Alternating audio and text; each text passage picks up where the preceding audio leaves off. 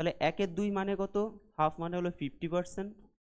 1/3 মানে কত, 33.1/3%। 1/4 মানে কত, 4×25 = 100 মানে 25%। 1/5 মানে কত, 1/5 মানে হলো 5×100 অর্থাৎ 20%। ওকে, তারপরে দেখো 1/6, 1/6 মানে হলো 16.2/3%। 1/6 মানে কত, 16.2/3%। 1/7 মানে কত, 14.2/7%। এখনই মুখস্থ করে নেবে তোমরা।